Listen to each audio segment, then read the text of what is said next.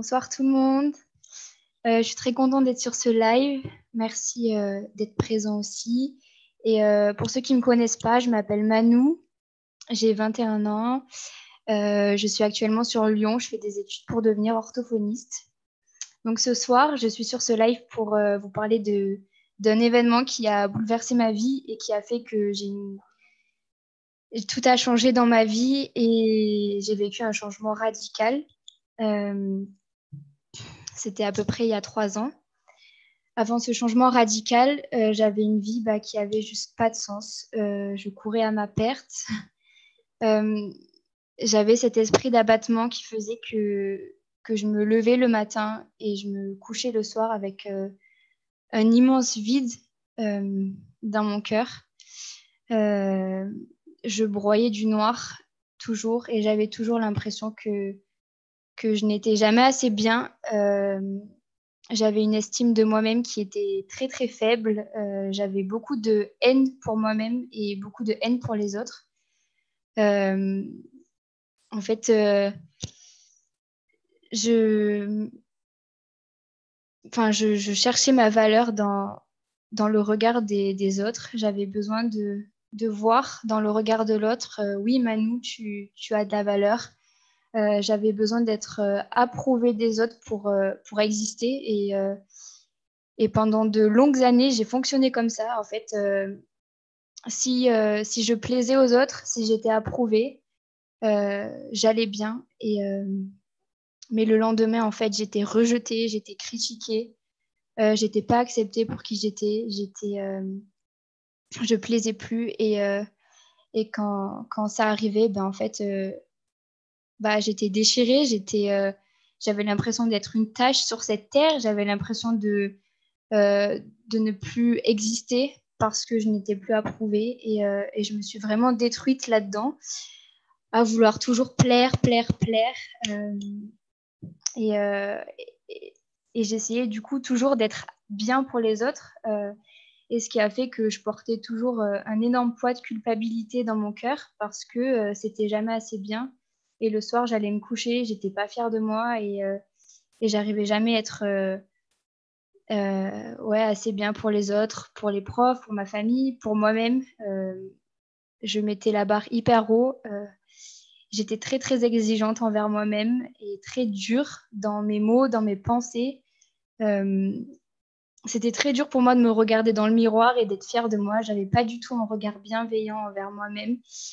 Et pour me rassurer, pour avoir l'impression pour essayer de donner du sens à ma vie, pour avoir l'impression que je continue à contrôler ma vie et que je gardais le contrôle de ma vie, je contrôlais mon corps, je contrôlais les gens, j'étais plutôt manipulatrice, je contrôlais les circonstances, j'essayais que tout arrive comme je l'avais prévu et en fait, ça a créé beaucoup de déception dans mon cœur parce que j'ai nourri cette déception et ça m'a rendue profondément triste.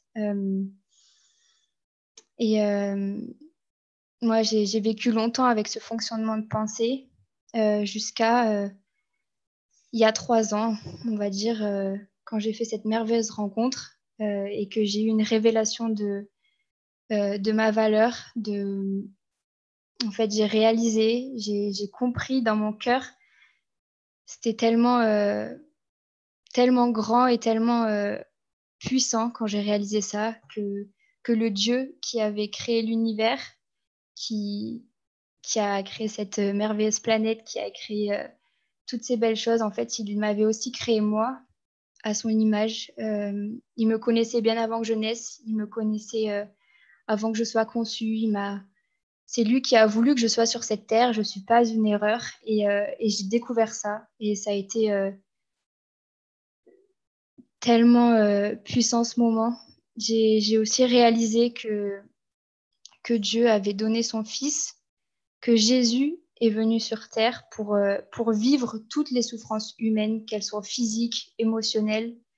Jésus a vécu toutes les souffrances que toi tu as vécues. Il a vécu toutes les souffrances que j'ai vécues et encore même des plus grandes. Et pour autant, il a continué Il est allé jusqu'au bout de sa mission sur cette terre. Il est mort à la croix et il est ressuscité pour enlever la condamnation que le monde a, pour enlever la condamnation que je portais. Et en fait, euh, il est mort et ressuscité pour que je sois libre, en fait, et pour que tu sois libre. Et en fait, ce jour-là, j'ai décidé d'accepter ça. J'ai décidé de baisser les armes. J'ai décidé d'arrêter de me battre pour essayer de contrôler ma vie. J'ai arrêté de...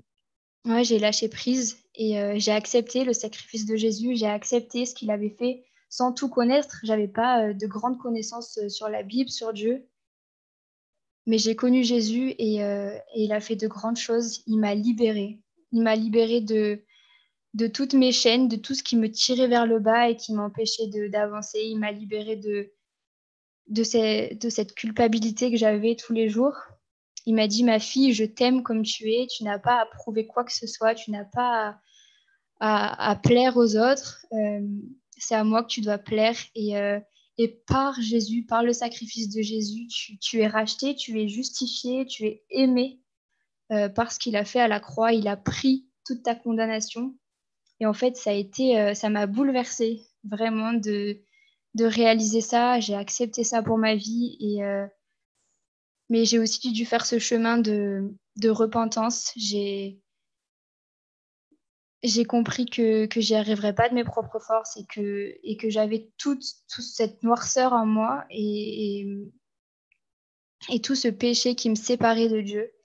Je me suis mise à genoux devant Dieu et je lui ai dit, mais prends tout ce qui est en moi, viens me libérer. Je te demande pardon d'avoir vécu toute ma vie loin de toi, d'avoir voulu tout contrôler, de t'avoir rejeté toute ma vie. Pardon Seigneur d'avoir voulu faire les choses par moi-même, d'avoir cru que mes idées, que mes plans étaient meilleurs que les tiens, de t'avoir cru si loin. En fait, tout ce temps-là, Dieu, il n'était pas si loin que ça. Il était à la porte. Il attendait que je lui ouvre mon cœur. Et il a été si patient envers moi parce qu'il a mis des personnes sur ma route, il a mis tellement de choses sur ma route pour que je me tourne vers lui, mais ça a pris beaucoup de temps. Et je lui ai enfin dit oui et il m'a complètement libérée. Et en retour de, de cette libération, de cette délivrance, de ce poids que j'avais, il a mis en moi un nouvel esprit. Il a mis en moi son amour, sa grâce et une nouvelle identité. Il m'a donné une nouvelle identité, celle de fille de Dieu. Et aujourd'hui, je peux me regarder dans le miroir avec un regard bienveillant. Aujourd'hui, je sais qui je suis en lui et je sais qu'il a des plans merveilleux pour ma vie. Et aujourd'hui, je témoigne pour vous dire, pour témoigner qu'il n'est jamais trop tard. Il n'est jamais trop tard pour naître de nouveau. La Bible dit, si quelqu'un est uni en Christ, il est une nouvelle créature. Les choses anciennes sont passées, voici toutes choses sont devenues nouvelles. Alors oui, je pense qu'on a tous vécu des choses qu'on voudrait n'avoir jamais vécues. On a tous des choses dans notre caractère qui nous semblent tellement difficiles de se débarrasser. Il y a tellement de choses qu'on voudrait changer chez nous. Il y a des choses tellement impossibles à changer. Et en fait, quand on est unis en Christ, il fait toutes choses nouvelles. Il peut nous donner une nouvelle identité. Rien n'est impossible à lui. Il peut nous libérer de tout. Et je peux témoigner qu'il m'a libérée de la haine. Et aujourd'hui, je n'ai plus cette haine que j'avais pour les autres, pour moi-même. Je m'aime, j'aime les autres. Dieu m'a donné beaucoup de compassion pour les autres. Et ouais, Dieu fait toutes choses nouvelles. Il a oublié tout mon passé. Il peut tout oublier et jeter tout au fond de la mer. Et il n'est jamais trop tard pour recommencer à zéro dans la vie. Et j'espère vraiment que ça vous encourage. Dans mon processus aussi, ça a pris du temps pour que je sois guérie, restaurée. Dieu m'a donné ce verset qui m'a beaucoup parlé. Dans le livre de 2 Corinthiens, dans la Bible, il est écrit « Nous tous qui, le visage découvert, contemplons comme dans un miroir la gloire du Seigneur. Nous sommes transformés en la même image de gloire en gloire, comme par le Seigneur, l'Esprit. Voilà, ce verset, il dit qu'on peut venir à Dieu le visage découvert. On peut venir sans artifice, comme on est, et on se voit transformé dans le miroir en lui. Et Dieu transforme, il fait des choses merveilleuses, et il veut transformer les vies, il veut transformer les cœurs. Il ne veut plus que tu vives avec ce poids, avec cette condamnation que tu portes sur toi. Et je peux témoigner qu'aujourd'hui, je suis libérée de toute chaîne, de tous ces esprits d'abattement, de toutes ces forteresses que je m'étais construites aussi pour me protéger des autres. Et je m'étais construit plein de mensonges, j'avais plein de choses, plein de mensonges dans ma tête. Et j'avais vraiment ce cœur de pierre. Et Dieu m'a donné ce cœur de chair.